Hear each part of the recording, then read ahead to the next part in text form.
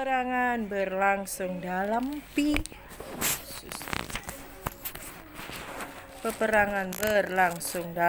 pikiran. Dalam apa? Pikiran. Ya.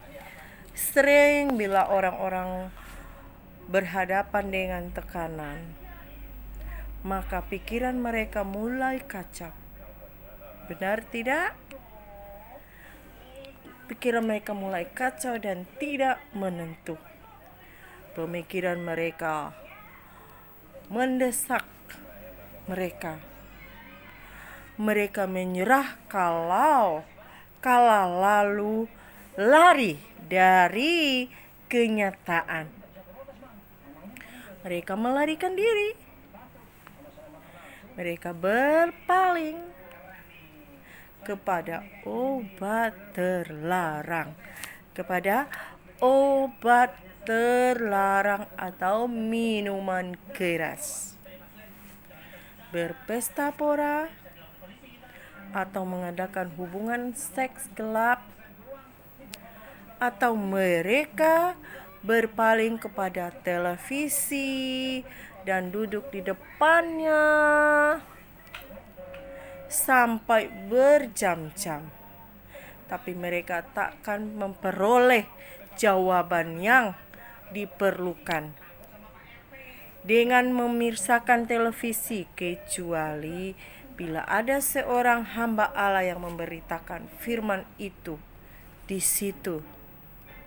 Mereka berharap jika lari dari persoalan cukup lama, maka semua masalah itu akan lenyap dan tekanan itu akan hilang.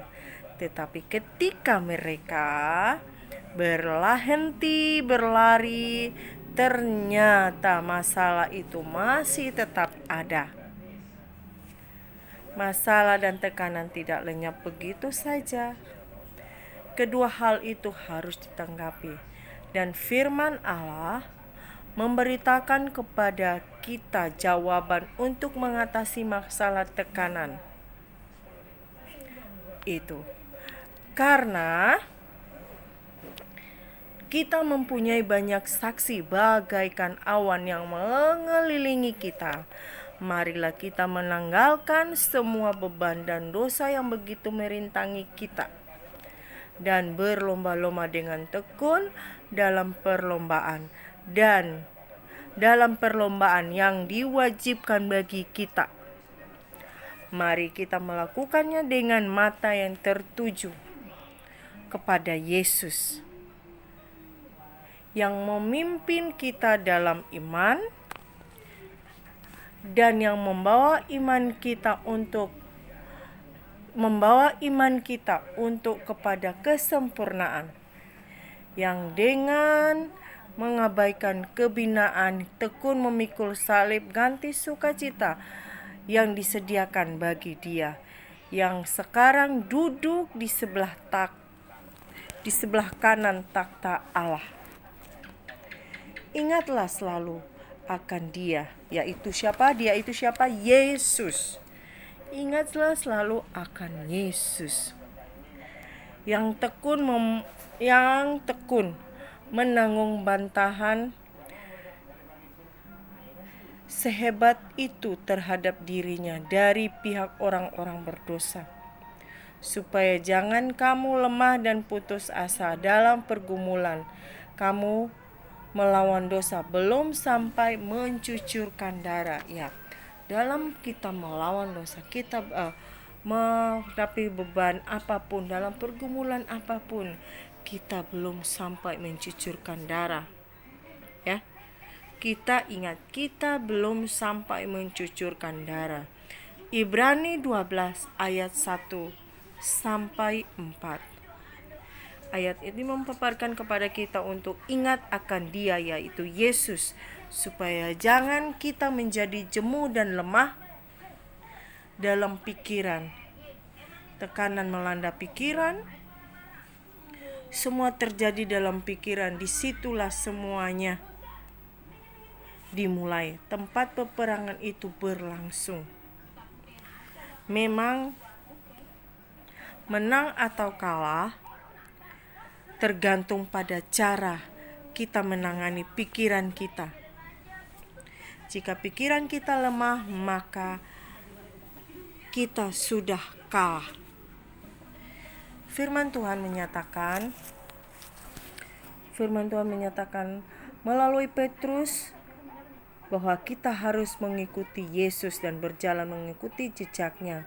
1 Petrus 2 ayat 21, bila Anda menghadapi tekanan, pertama-tama yang perlu Anda lakukan ialah ingat akan Yesus. Kita tidak dapat memandang masalah kita, situasi atau tekanan itu. Kita harus memandang Yesus, bila tidak maka kita akan merasa jemu dan putus asa. Melalui firman Ibrani 12 ayat 1-4 yang ditulis oleh Rasul Paulus, Roh Kudus menyuruh kita untuk ingat akan Yesus karena Yesus teladan kita. Yesus adalah teladan bagi kita.